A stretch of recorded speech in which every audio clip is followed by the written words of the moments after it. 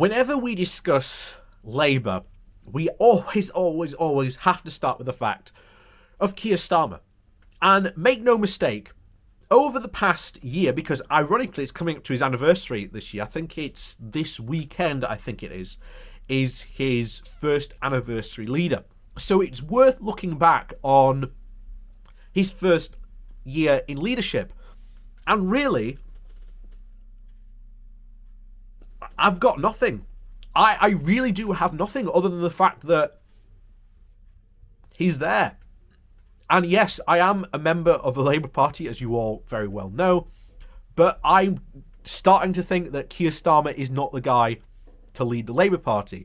Now, for long as he is the leader of the Labour Party, I will support him, but that does not stop me from criticising the guy and think that he is going in the absolute wrong direction. Because, as you all very well may know, and we've said this before, a lot of the people who were very, very anti-Corbyn in the Labour Party constantly said, oh, if only we had control of the party, we would have won that election, or we'd be doing so much better.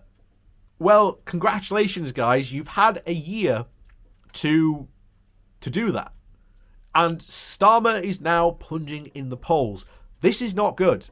This is not a good look. And remember, we've got two big tests coming up. We've got the Hartlepool by-election coming up, which is going to be massively important and a key decider of what the next general election could look like. Will Labour be able to retake the North? Will the Conservatives manage to hold on by a toehold? We don't know. That will be a big decider. We've also got local elections coming up as well. And trust me when I say that there is a lot of the grassroots in the Labour Party that are not happy with Starmer. Yes, Starmer has managed to hold Boris to account on some occasions, but there are other things that he has either ignored or just flat out just done wrong. For example, the policing bill. He said that Labour should abstain on this bill, when this bill is clearly just should not pass. And I'm applauding the people who do go out and protest and this, because it is and needs to be done. And like I say, please do write to your MP. I've done at least twice now to Dan Jarvis on the subject of the policing bill, and I know he's written back to me and said yes, that he doesn't support it. So we are good there. So we asked the question today of what is the point of Keir Starmer, because the party who claimed when Starmer had came in had got their party back. Well, what have you got the party back for? Because it seems to me you aren't doing a right lot with it. So this comes from The Guardian, and the title of the article is, "What is the point of Keir Starmer? After a year, we still don't know." Fresh off the back of the first anniversary of the first lockdown, another not-so-auspicious political landmark is now looming. On Sunday, it will be exactly 1 year since Keir Starmer claimed victory in the Labour leadership contest, powered to the top job amid a lack of charismatic competition and the promise to unify a bitterly divided party. Starmer's ascension, media pundits trumpeted, was Labour getting back on track. Phil Collins, writing The Times, compared Starmer's favourability to the Labour Prime Minister who never was, John Smith, stating that he was very good indeed. Ian Dunt exclaimed that finally there is a grown-up in charge. In July, they celebrated the first phase of Starmer's leadership as a resounding success in The Guardian. Columnists confidently predicted that under Starmer, Labour could once more hold the Tories to account, describing the QC as a big-brained grown-up wielding cool authority. Hindsight is truly a fine thing. The last 12 months have seemed to have confirmed that. While Starmer might be a commentaryist politician, the general public is less enthused. Last year, I outlined why Starmer's apparent strategy of constant abstention was not establishing him as a great statesman in the eyes of the British population, but serving to erase him from their thoughts altogether.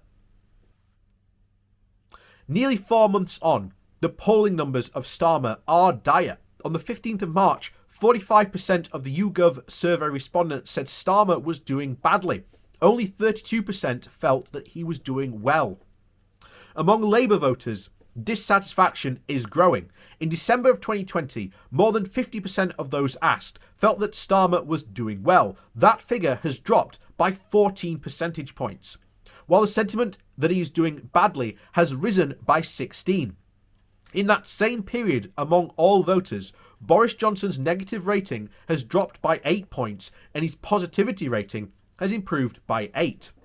Never mind that, though, according to YouGov, at least the Liberal Democrat voters, all 5% of them, still have faith in Starmer.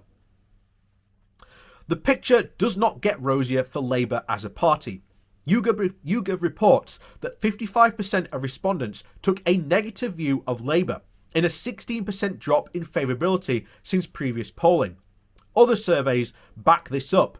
The Opinion and Observer UK poll saw Tories take a 3-point lead among voters in January, despite the 51% of respondents admitting that they disapproved of the way the government had handled the COVID-19 pandemic. Even some in the shadow cabinet are said to be concerned. So I'm sure they will be happy to attribute Starmer's failing popularity to the unprecedented success of the vaccine program. Starmer himself is said that some of the blame to his shadow chancellor. But even prior to the rollout, the warning signs were there. In 2017, the former Labour Prime Minister Tony Blair criticised Jeremy Corbyn's failure to capitalise on Tory chaos, claiming that Labour should at least be 15 to 20 points ahead in the polls. Starmer has faced a bumbling Prime Minister whose pandemic response was mismanaged to the point of negligence. Health workers were left without PPE, and there has been a wholesale failure to learn from the mistakes, culminating in a third lockdown, and billions of pounds of taxpayers' money has been wasted on test and trace or handed to Tory cronies, and to cap it all off, the government has failed to deliver on its promised 2.1% pay rise for NHS staff in England. Despite all this, Starmer's Labour has never been better than level pegging against the Tories. And now, with the vaccine rollout, his party has dropped behind 9 points. Disregarding the open goals presented during the pandemic, Starmer opted to instead for a tepid critique of the government at best and uncritical support at worst. What does Keir Starmer actually stand for? People have begun to wonder. Starmer himself doesn't even seem to particularly know. He's wholeheartedly abandoned his pledge of party unity, triggering a civil war over his suspension and removal of the whip from Corbyn. Gone is his commitment to a strong relationship with the EU. He has barely said a peep through all the chaos wrecked by Boris Johnson's hodgepodge of a deal, even as UK trade plummets. Despite the break with Corbynism, Starmerism is not defined itself in any sense beyond sitting on the fence. On traditional Labour turf, Starmer has upset trade unions with his attack on the party's left wing and dissuaded teachers from taking strike action over being forced into schools. He has been outflanked by the Chancellor Rishi Sunak on raising corporation tax, despite an explicit pledge to reverse Tory corporation tax cuts at the top of his leadership manifesto. It's all very confusing. Repeated directions to Labour to abstain over controversial legislation, such as the spy cops or the torture bills, haven't helped clarify Starmer's mission either, especially for someone lauded as a human rights lawyer. Neither has the alienation of marginalised groups such as black and Muslim voters over the perceived inclination of racism within the party. There has been no clear nods to a future policies beyond a leaked memo, reporting that a paid consultant had advised the party to use union flags and dress smartly. People want something to vote for, At the last election, the Tories offered nationalism, Brexit, and not being Jeremy Corbyn. Unfortunately, the act of just being Keir Starmer is not enough to get back the red wall votes, nor to retain those from the generation left, who made up a unique and energetic and integral grassroots activist base.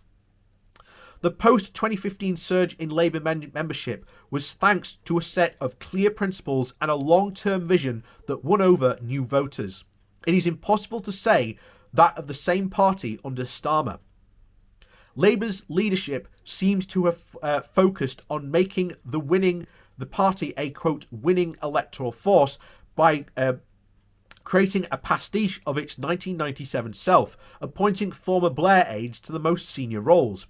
But we now live in a very different polarised political times, where the left cannot simply ape the right or sit on the centre and just hope for the best.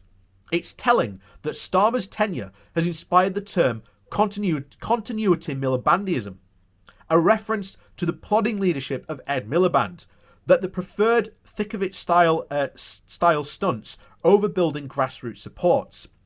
Perhaps there is no more damning indictment of Starmer's first year's failures that he can't even inspire his own slogan. And that is true. It is very, very worrying. Very, very worrying. And like I say, we get, as members of the Labour Party, we get to voice our criticism of Starmer at the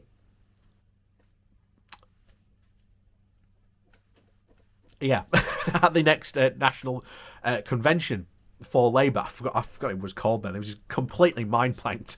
But yes, at the next national convention of the Labour Party, we will get to voice our concerns. And I can tell you very truthfully, many of the grassroots are not happy with Starmer. And I think there will be a leadership challenge. I think there will be. Who is the next question? But this all comes back to what I've been saying for so long. Starmer needs to put out policies. And I've seen so many people in the comments going, oh no, he can't put out policies yet. You have to put out policies so that people know what they voted for. The Corbyn years were perfect because, as it was said there, from 2015 onwards, there was a clear plan, priorities and principles in place so that people knew what Labour stood for. And if we cannot progress with that, then Starmer is not the man to lead the party and he has to go. And he's had a year so far to do it. So as someone who was sitting on the fence and who is admittedly not a fan of his, I'm becoming even less of a fan of his as the day goes on. But unfortunately, he is the leader of the Labour Party. So when it comes to voting, yeah, we will back him, but doesn't stop us from criticising him. And I think that is very valid. And I think we need to start sending a message to the Labour leadership. You need to do something, or else it's clear you're not going to go well. And I really do worry that the next local elections, like I say, and this by-election coming up, are going to be very key indicators of essentially what is going to happen to, at the next election. Now, local elections are very much different to a national election because it's more about local issues. And I very often feel that, especially seeing the Labour grassroots and the Labour grassroots members lead leadership in the way that they do it, and the councillors that they put forward are very good. They know their local issues. They know, the stuff to do. They know their stuff. So my worry is that we do very well in the local elections, but we lose that by-election. And I think by doing that, my worry is that Starmer takes the wrong message and thinks that he's doing well. That's my biggest worry. Because the next general election, our priority has to be to get the Tories out of power. Has to be. Absolutely. And I don't care what party you vote for, the only way we can do that is if we all get together behind Labour. And I know that's going to upset a lot of people. And I know it's going to upset a lot of people. But we have to get the Tories out. It's the only way we can get them out. And I know that's going to upset a lot of people. But it's the only way. You know, if you think there is another way, please do tell me. But, you know,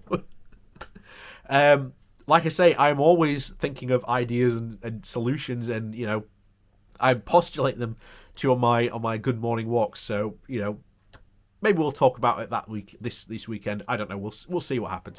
But as always, thank you very much for watching. As always, please do remember to hit that like and share button. And of course, down below there is a link to my Patreon page as well as a one-off donation link. And thank you very much for watching, and we'll see you all next time.